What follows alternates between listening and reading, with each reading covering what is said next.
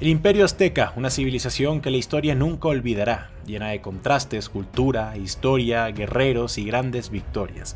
Pero, como todo en la vida, este imperio no fue para siempre. La creencia de que dioses habían llegado a sus tierras, conflictos sociales y la tecnología europea le dio fin a una de las más grandes sociedades indígenas de la historia, y de eso justamente es de lo que hablaremos hoy. Abordar y explicar su historia de principio a fin. Sin nada más que agregar, yo soy Rafael Peraza y esto es Historia del Imperio Azteca.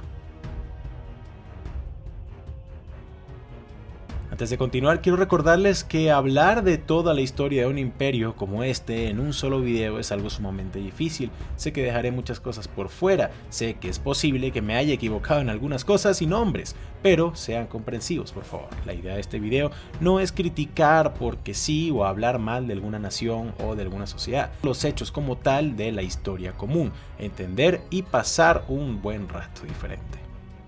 Los aztecas en sus orígenes eran nómadas cazadores que deambularon por siglos, pero para 1300 aproximadamente se establecieron en una isla en medio del lago Texcoco, en todo el valle central de México.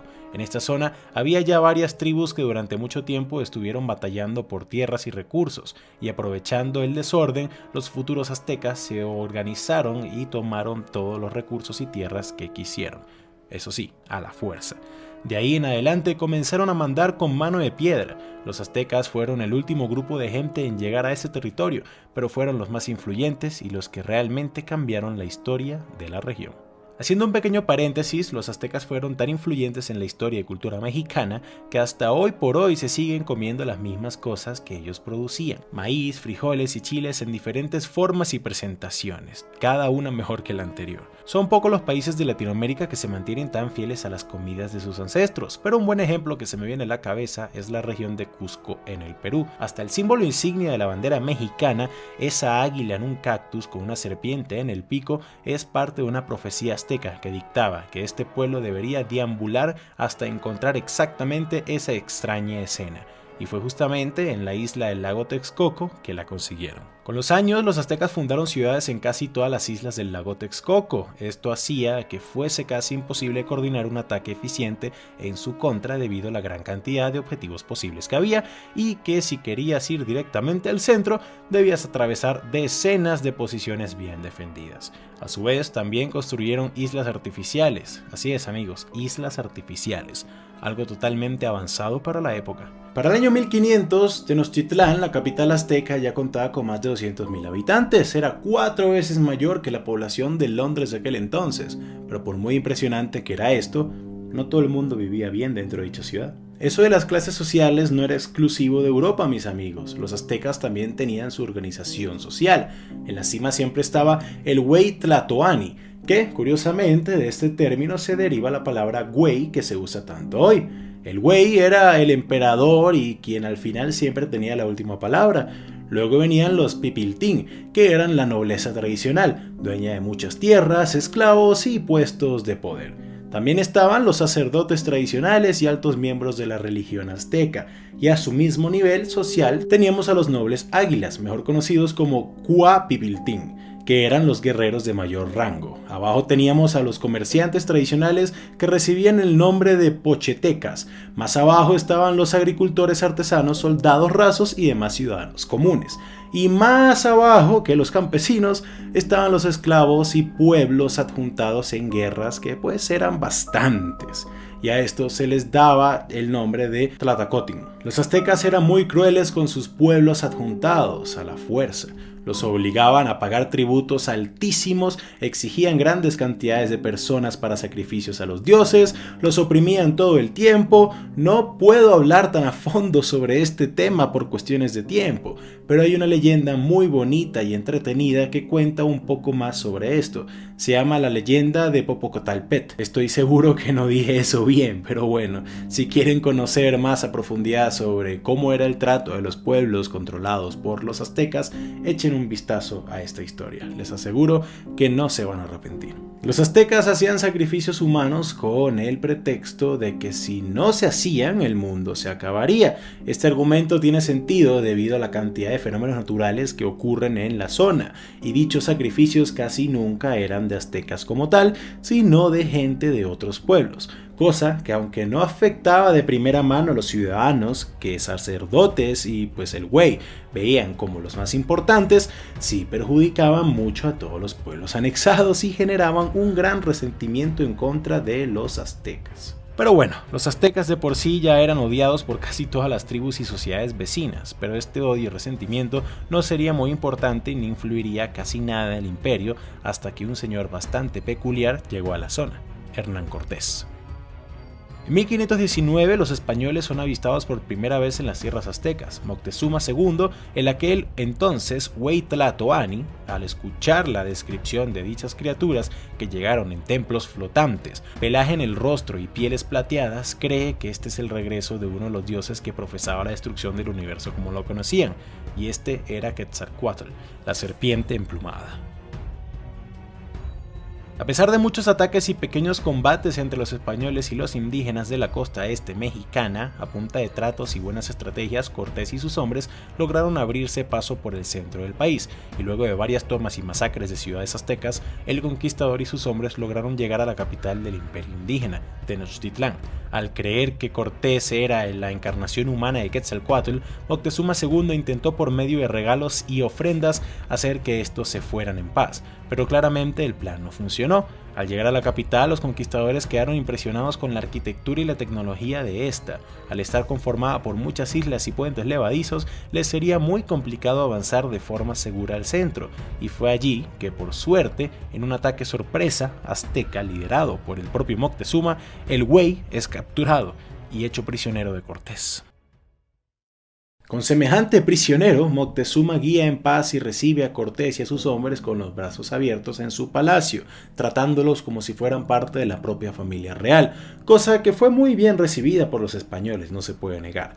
Pero cuando luego el güey volvió a pedir lleno de confianza a estos hombres que se vayan tranquilos por donde vinieron, fue que la cosa se complicó. Hernán Cortés era una persona que soñaba con convertirse en el más grande de los conquistadores. La propia presencia de este señor en estas tierras se debía a problemas, por así decirlo, que su ego le causaron en lo que hoy es la isla de Cuba, e incluso varios conquistadores españoles fueron enviados al territorio azteca para intentar frenarlo y llevárselo para que respondiera por sus insolencias. Tanto se estaba jugando Cortés que desmanteló y quemó casi todos sus barcos para que nadie se le ocurriera volver a casa, en un acto que mostraba su desesperación. Claramente, cuando Moctezuma II le pidió que por favor abandonara sus tierras, pues los ibéricos no solo rechazaron la petición de paz, sino que decidieron mantener al güey como prisionero por mucho más tiempo.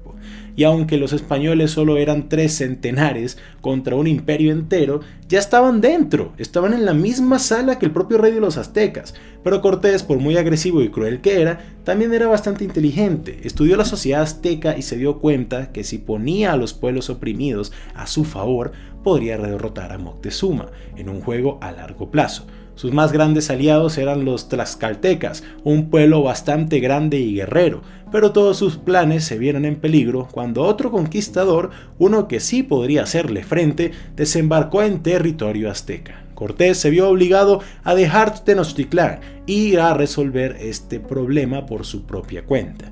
Pero fue mientras él estaba fuera que lo peor pasó.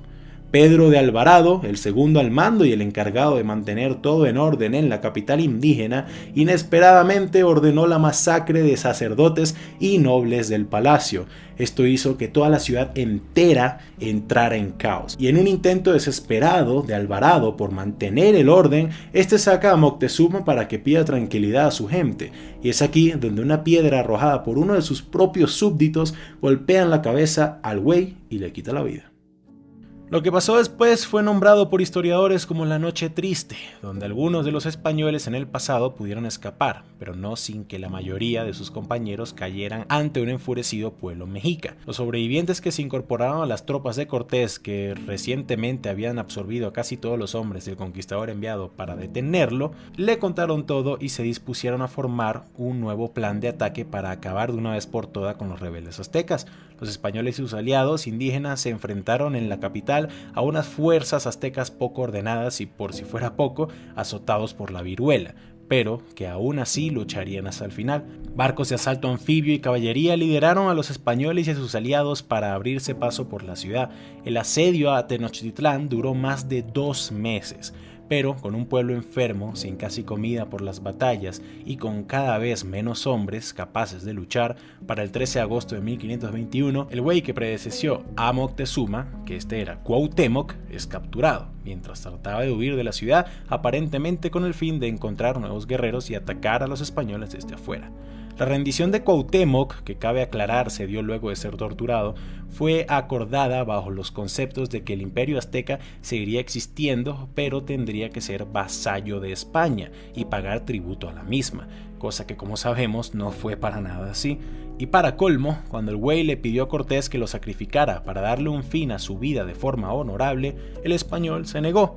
Por más de 4 años este fue una marioneta de Cortés en contra de su voluntad. Los aztecas no creían en el suicidio, así que no podía hacer nada en su contra. Pero mientras Cortés afrontaba problema tras problema, una tarde consideró que Cuauhtémoc ya no era una ventaja, sino que podría estar planeando un golpe contra España. Y es aquí cuando el último güey, Tlatoani, muere, y con él también lo hace el imperio azteca. Fue una combinación fatal: enfermedades, atraso tecnológico, el uso de caballos y pólvora, la creencia común que los invasores eran dioses y más. Todo esto le puso fin a la más grande civilización mexicana precolombina, y de sus cenizas, Nueva España había nacido. Sé que estoy dejando muchísimo por fuera, pero considero que lo que se mostró en el video es un buen resumen de la historia de este importante imperio, que, aunque no pareciera, no existió por más de 250 años, pero que dejó una huella en la historia del mundo que muy pocos son capaces de igualar. Quiero agradecer a mis Patreons Yossi Freeze, Mario Asensio Torres, Francisco de Cirán, Josué López, José Cortés, Indie Animations y en especial a Apo y a mi pana Fabián Benítez por siempre estar presentes y apoyar directamente al canal y ayudar muchísimo para que sigamos subiendo la calidad de los videos. Si tú también quieres ayudar de forma eficiente o directa, por así decirlo, al canal, puedes unirte a la lista y convertirte en Patreon. Si eres nuevo en el canal, te invito a que te suscribas para que puedas estar al tanto de cuando publico todos estos videos, y si compartes estos con más personas también me estarás ayudando muchísimo. Sin nada más que agregar, yo fui Rafael Peraza para el baúl de los conocimientos inútiles, y que tengan muy buen día.